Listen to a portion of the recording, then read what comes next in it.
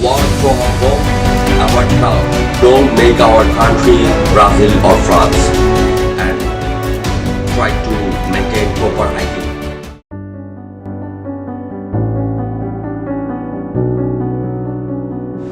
আসসালামু আলাইকুম, আমি ইশতিয়াক আহমেদ জয় কক্সবাজার থেকে অনেকদিন পর আবার আপনাদের সামনে হাজির হলাম। আসলে আমরা বিগত বেশ কিছুদিন অনেক ক্রাইসিস মোমেন্ট পার করেছি, আপনারা জানেন। এর মধ্যেও বিগত কিছুদিন ধরে আমরা লক্ষ্য করছি আমরা আমাদের যে সারা বাংলাদেশে যে একটা কোভিড-19 মহামারী, যে ডিজাস্টারটাকে আমরা যে কম্পিটিশন আমরা লড়াই করছিলাম, আমরা একটা সাকসেস হয়েছিলাম। কিন্তু সবচেয়ে দুঃখের বিষয় হচ্ছে করোনার যে সেকেন্ড ওয়েভ গত ডিসেম্বরে আসার কথা ছিল ফার্স্ট ওয়েভের পর।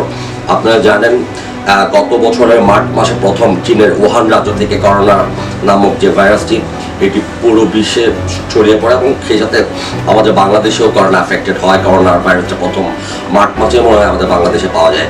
তো গত একটা বছর আমরা করোনার সাথে লড়াই করেছি এবং আমরা আমাদের ইকোনমি এবং আমাদের করোনার সাথে যুদ্ধ, আমাদের রেমিটেন্সের গ্রোথ, উন্নয়নশীল দেশের দিকে যাচ্ছি। তো আমাদের অর্থনৈতিক কার্যক্রম সব কিছু আমাদের সরকার খুব ভালোভাবে হ্যান্ডেল করেছিল। আমরা যেটা গত বছরের ডিসেম্বরে আমাদের বিশ্ব স্বাস্থ্য সংস্থা যেই আপনার একটা আগাম বার্তা দিয়েছিল যে করোনা সেকেন্ড ওয়েভটা দেখা দিল মূলত ডিসেম্বরে। তো শীতকাল সবাই ধরে নিয়েছিল যে সেকেন্ড ওয়েভটা শীতকালে হবে। এই কারণেই শীতকালে আমাদের ব্যাপক প্রস্তুতি ছিল, কিন্তু আল্লাহর অসীম রহমতে যেভাবে সেকেন্ড ওয়েভটা আসার কথা ছিল আমাদের বাংলাদেশে, ওইটা ওভাবে হয়নি। এবং আমাদের যে ভেরিয়েন্টটা করোনার শীতকালে বাংলাদেশে এফেক্টেড হয়েছিল, ওটার সাথে হয়তো আমাদের ইমিউনিটি এবং আমাদের দেশের আবহাওয়া থেকে শুরু করে সব কিছু এগুলো হয়তো আমরা মানিয়ে নিতে পেরেছিলাম বলে হয়তো আবার ডিসেম্বরের সেকেন্ড ওয়েভটা আমরা ভালোভাবে সামাল দিয়েছি। কিন্তু গত সপ্তাহ থেকে লক্ষ্য করা যাচ্ছে করোনার যে তৃতীয় তরঙ্গ, থার্ড ওয়েভ, এটা ভয়াবহ রকমভাবে আমাদের বাংলাদেশে এফেক্ট করেছে। এবং আপনারা নিশ্চয়ই ইতিমধ্যেই শুনেছেন, আজকে একটা প্রজ্ঞাপন জারি হচ্ছে সন্ধ্যায় সরকারিভাবে। আগামী পরশু থেকে 5 এপ্রিল থেকে 14 এপ্রিল পর্যন্ত সরকার সারা বাংলাদেশে এক সপ্তাহের জন্য অফিসিয়ালি লকডাউনে যাচ্ছি। আসলে ব্যাপারটা হচ্ছে কি, লকডাউন যে কিংবা লক ওপেন করে আমার মনে হয় না করোনার সাথে ফাইট করা যাবে। করোনার সাথে ফাইট করতে হলে এখানে কোনো বিশেষজ্ঞ হওয়ার প্রয়োজন নাই। আমি যেটা মনে করি একদম নর্মাল, এটা কোনো রকেট সায়েন্স না। আমরা প্রত্যেকেই আমাদের যে একদম মানে জেনারেল নলেজ আছে, সেই নলেজটুকু অ্যাপ্লাই করি। আমরা যদি আমাদের নিজেদের সুরক্ষা নিশ্চিত করি, তাহলে প্রত্যেকটা মানুষ আমরা নিজেদেরকে নিরাপদ রাখতে পারবো এবং আমরা আবারও করোনার ফার্স্ট ওয়েভ যেভাবে দক্ষতার সাথে সামলিয়েছিলাম, আমরা ইনশাল্লাহ তৃতীয় তরঙ্গটাও ঠিক একইভাবে আল্লাহ যদি রহম করে আমরা মোকাবেলা করতে পারবো। এখন প্রশ্ন হচ্ছে, আমি যে একটা কথা বললাম যে করোনা মানে সাথে যুদ্ধ করার জন্য কোনো রকেট সায়েন্স জানার প্রয়োজন নাই। এখানে একটা ব্যাপার আপনারা লক্ষ্য করবেন যে আমাদের দেশের সবচেয়ে বড় প্রবলেম কিংবা আমাদের দেশের মানুষের যেটা সবচেয়ে করোনাকে মোকাবেলা করার জন্য যে ফার্স্ট যে মানে অস্ত্রটা আমাদের দরকার, সেটা হচ্ছে মাস্ক। বাংলাদেশের 95% মানুষও ঠিক মতো মাস্ক পরছে না। মাস্ক যারা পড়ছেন টোটাল অন অ্যাভারেজে আমার মনে হয় 15 থেকে 17% হবে পুরো টোটাল পপুলেশনের উপর যারা মাস্ক ইউজ করছেন প্রপারলি, আর ম্যাক্সিমাম মানুষ মাস্ক পরছেন না। তো ব্যাপারটা হচ্ছে কিভাবে মাস্ক পরতে হয়। আমরা যদি মাস্কটাকে জাস্ট এখানে ঝোলা রাখি কিংবা নাকের নিচে রাখি, এটা তো অর্নামেন্টস না। মাস্কটা এটা কেন করছি আমরা, আমাদের যে করোনার যে ভাইরাসটা, এটা যেন আমাদের নোভেল দিয়ে যেন ইনফেক্টেড না হয়, আমাদের এই ভাইরাসটা যেন আমাদের কোনোভাবেই আমাদের যেন শরীরে যেন প্রবেশ করতে না পারে।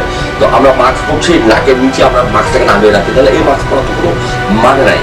আমরা যদি জাস্ট যে সিম্পল একটা মাস্কটাই যদি আমরা পড়তে না জানি, আমরা যদি এখন ওই মাস্কের ব্যবহারটা না জানি, তাহলে আমরা কীভাবে করোনার মতো ভয়াবহ একটা মরণ ব্যাধির সাথে যুদ্ধ করব। তো এই ব্যাপারটা আমাদের আমার মনে হয় ভালোভাবে শার্পলি মগজে কিন্তু ঢোকায় নিতে হবে। আমরা যখন বাইরে যাব তখন 1 সেকেন্ডের জন্য, নট এ সিঙ্গেল সেকেন্ড, মাস্কটা আমাদের নগদের থেকে নিচে নামাবো না। এটা বারবার মনে রাখবেন। আমরা যখনই বাইরে যাব, আমরা যতক্ষণ বাইরে থাকবো, আমরা যেন মাস্ক আমাদের নাকের নিচে না নামাই, আমরা যেন প্রপারলি মাস্কটা পরি। মাস্ক প্রপারলি পরতে হবে, মাস্ক প্রপারলি পরতে হবে, মাস্ক প্রপারলি পরতে হবে, মাস্ক মাস্ক অ্যান্ড মাস্ক। এই অভ্যাসটা আমারও ছিল না, মানে মনের অজান্তেই মাস্কটা খুলে ফেলতাম কিংবা নাকের নিচে নেমে আসতো। আমার একটা অভিজ্ঞতা হয়েছে গত ফেব্রুয়ারিতে, আমি 8 তারিখ থেকে প্রবাবলি 18 তারিখ পর্যন্ত আরব আমিরাতে ছিলাম, দুবাইতে। আমার যেহেতু করোনার কারণে অনেকদিন ধরে দেশের বাইরে যাওয়া হচ্ছিল না গত একটা বছর। আর আপনারা জানেন করোনার কারণে অনেক দেশের আমাদের যে মানে আসা যাওয়া ইনকনভিনিয়েন্স অফ কোভিড প্রায় দেশের সাথে আমাদের ট্যুরিস্ট ভিসা বলেন, বিজনেস ভিসা বলেন, যে কোনো ধরনের ভ্রমণের একটা নিষেধাজ্ঞা, এবং যাওয়ার আগে কোভিড টেস্ট বাংলাদেশ থেকে একবার করা মানে করে তারপর দুবাইতে ঢোকা লাগছে, আবার দুবাই এয়ারপোর্টে গিয়ে আবার কোভিড টেস্ট করা লাগছে, আবার দুবাই থেকে যখন বাংলাদেশে ফিরবে তখন আবার কোভিড টেস্ট করা লাগছে। তো মোটামুটি 7-8 দিন ভালোই টেস্টের উপরেই ছিলাম।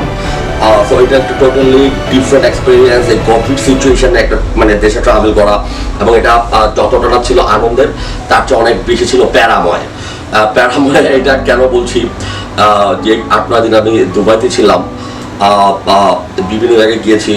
সবচেয়ে মজার ব্যাপার হচ্ছে আমি ফার্স্ট দিন দুবাই মলে দিন যাই, ফাউন্টেন এসে দেখছিলাম, জাস্ট একটা সেকেন্ডে যখন মাস্কটা খুলছি কারণ ছবি তুলবো, তখন সিকিউরিটিরা এসে ঘিরে ফেলছে, বলছে প্লিজ ঠিক মতো মাস্ক পরেন। তো মানে ছবি তোলার জন্য একটা সেকেন্ডের জন্য যে কেউ মাস্ক খুলছে, প্রত্যেকটা মানুষকে তারা খুঁজে খুঁজে বের করছে যে কে মাস্ক খুলে আছে। মাস্ক ছাড়া কোনো মানুষ না, এটা কল্পনার বাইরে। একটা মানুষ যে মাস্ক ছাড়া মানে বের হবে, লাখ লাখ মানুষ ঘোরাফেরা করতেছে, তাদের মতো সোশ্যাল ডিস্টেন্স প্রপারলি মেনটেন করে, কত সুন্দর সিস্টেম। এবং একটা মানুষও যে মাস্ক ছাড়া নাই, একটা মানুষও যে মাস্ক নাকের নিচে নামায় নাই, এই জিনিসগুলো আসলে হচ্ছে সভ্যতার ব্যাপার, ভদ্রতার ব্যাপার। কারণ আমি মাস্ক না পরলে শুধু আমি আমার ক্ষতি করছি না, আমার ভাবতে হবে আমি মাস্ক না পরার কারণে আমার আশেপাশে আরো 5-7টা মানুষ ইনসিকিউর হচ্ছে। আমার যদি করোনা ভাইরাস আমার শরীরে থাকে, আমি মাস্ক না পরার কারণে আমার কাছ থেকে আমার যে ভাইরাসটা তাদের আমার আশেপাশের মানুষের মধ্যে ছড়িয়ে যেতে পারে। তো এখানে একটা ভদ্রতার ব্যাপার আছে। মাস্ক না পরে যদি আমরা ঘোরাফেরা করি, এটা হচ্ছে এই সময়ে, এই করোনাকালীন সময়ে আমার মনে হয় না এর চেয়ে জঘন্যতম মানে অভদ্রতা কিংবা এর চেয়ে জঘন্যতম নোংরামি আর কিছু হতে পারে না।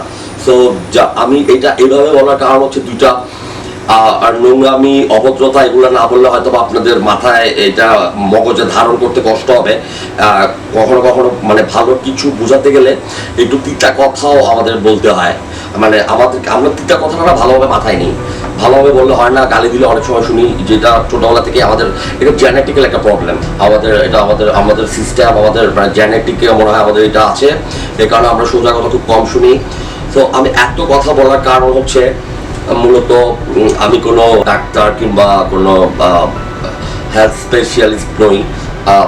আমি সব কিছু নিয়ে যখন যেটা ট্রেন্ড থাকে ওটা নিয়ে প্রচুর জানার চেষ্টা করি, প্রচুর গুগল করি। আমরা 1-2 মাস আগে আল্লাহর রহমতে ভ্যাকসিন পেয়েছি। এক এক দেশে এক একটা দেশের ভ্যাকসিন ইউজ করছে। আমরা খুব সম্ভবত ইন্ডিয়া থেকে সেরাম ইনস্টিটিউটের একটা ভ্যাকসিন আমাদের দেশে আমাদের মাননীয় প্রধানমন্ত্রী ইতিমধ্যেই আরও প্রায় 1.5 থেকে 2 মাস আগে আমাদের দেশে এনেছেন। এবং এটা সবচেয়ে সৌভাগ্য, এবং আমরা বাংলাদেশি জাতি হিসেবে আমরা এত বেশি লাকি। পৃথিবীর অনেক উন্নত দেশ এখনো ভ্যাকসিন তো মারা দূরের কথা, পাওয়া দূরের কথা, ওরা এখনো ভ্যাকসিন আনতেই পারে নাই। সেই হিসেবে আমরা বাংলাদেশের মতো একটা দেশ, আমরা তো আগে বাংলাদেশ নাই, আমাদের নেত্রী দেখিয়ে দিয়েছেন ফার্স্ট ওয়ার্ল্ডের সাথে তাল মিলিয়ে আমেরিকা, লন্ডন, ইউরোপ যখন ভ্যাকসিন দিচ্ছে ওই সময়টাতেও আমাদের দেশে ভ্যাকসিন দেওয়া শুরু হয়েছে। এবং ইতিমধ্যে আমাদের ভ্যাকসিনের ফার্স্ট ডোজ প্রায় দেওয়া শেষ হয়ে গেছে। আমরা খুব সম্ভবত এপ্রিলের এই মাসেরই 3rd কিংবা 2nd উইক থেকে ভ্যাকসিনের 2nd ডোজে যাব। এখানে যে ব্যাপারটা হচ্ছে, মানুষের একটা ধারণা হয়ে গেছে ভ্যাকসিন চলে আসছে, করোনার এত পাত্তা দিয়ে লাভ নাই। আসলে এই মেন্টালিটিটা আমাদেরকে এটা থেকে বেরিয়ে আসতে হবে। কারণ আমরা যতই ভ্যাকসিনাইজড হই, আমরা যতই আমাদের ফার্স্ট ডোজ কিংবা 2nd ডোজে যাই, করোনা এমন একটা জিনিস, ভ্যাকসিন দেওয়ার পর করোনা আবার আমরা এফেক্টেড হতে পারি। বিকজ অফ করোনার কিন্তু এক একটা ভেরিয়েন্ট এক এক রকম। এখন যে ভেরিয়েন্টটা 3rd ওয়েভে আমাদের বাংলাদেশে এফেক্টেড হয়েছে, এটা হচ্ছে সবচেয়ে ডেঞ্জারাস একটা ভেরিয়েন্ট। এটা হচ্ছে ইউকে ভেরিয়েন্ট যেটাকে বলে, এটা ইংল্যান্ড থেকে এসেছে। এটাকে বাংলায় যদি বলি বিলেতি ভাইরাস। তো এখানে একটা জিনিস আমাদের অনুসরণ করতে হবে, সেটা হচ্ছে গভর্নমেন্ট, পুলিশ আর রাস্তাঘাটে যে আমাদেরকে স্বেচ্ছাসেবী ভাইরা আমাদেরকে জোর করে মাস্ক পরাবে, আমাদেরকে ঘরের মধ্যে বন্দি করে রাখবে, আমরা ঘর থেকে বের হচ্ছে কিনা আমাদেরকে চেক দিবে, মানে চোর পুলিশ খেলা, এটা আসলে এটা খুব মানে অড একটা ব্যাপার।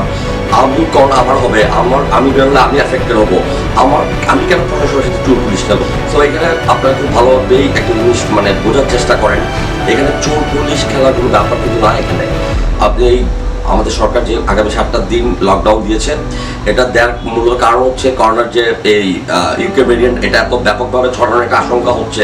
যদি আমরা 7টা দিন বাংলাদেশের সকলেই বাসায় থাকি, আমরা যদি বাসায় থেকে আমাদের নিজেদেরকে ঘরবন্দি জীবন মাত্র 7টা দিন আমরা চেষ্টা করি, তাহলে আমাদের যে এই থার্ড ভেরিয়েন্টের যে ফ্লোটা ব্যাপকভাবে যে ছড়িয়ে যাওয়ার আশঙ্কা করা হচ্ছে, এটাই 7 দিনে এটা অনেক কমে যাবে। এবং এমন হতে পারে আমরা আল্লাহর রহমতে আগামী 8 থেকে 10 দিনের মধ্যে আমরা বিলো 5% চলে আসি। গতকাল পর্যন্ত আমার কাছে একটা তথ্য আছে, গতকালকে সারা বাংলাদেশে সংক্রমণের যে কোভিড টেস্টের মাধ্যমে 6,830 জন। আর এটা যদি মানে পরীক্ষার তুলনায় যদি এটার শতাংশ হিসাব করা হয়, তাহলে হচ্ছে 23.28%।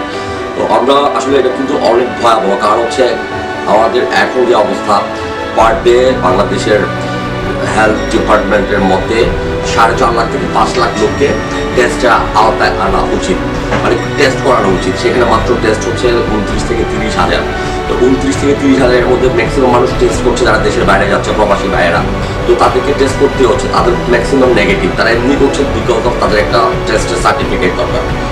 তো সেই হিসেবেই আমাদের কিন্তু করোনার ভয়াবহতা অনেক ব্যাপক। আমরা আগামী 7টা দিন সবাই বাসায় থাকি, আমরা চেষ্টা করি যখন বের যদি হতে হয় আমরা মাস্কটা ঠিক মতো পরি, আমরা যেন চোর পুলিশ না খেলি, আমরা যেন নিজেদেরকে নিরাপদ রাখি।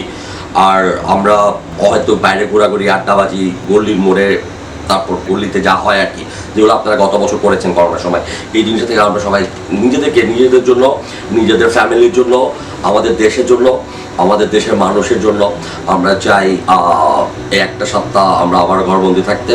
ইনশাল্লাহ আবারও পৃথিবী স্বাভাবিক হবে, আমরা আবারও সুন্দর যে পৃথিবী প্রত্যাশায় বিশ্বের লক্ষ কোটি কোটি মানুষ, আল্লাহ যদি আমাদের উপর সহায় হয়, আমরা আবারও আমাদের সেই স্বপ্নের পুরনো পৃথিবীতে ফিরে যাব। যেখানে থাকবেন ভালো থাকবেন, অবশ্যই মাস্ক পরিধান করবেন। ধন্যবাদ।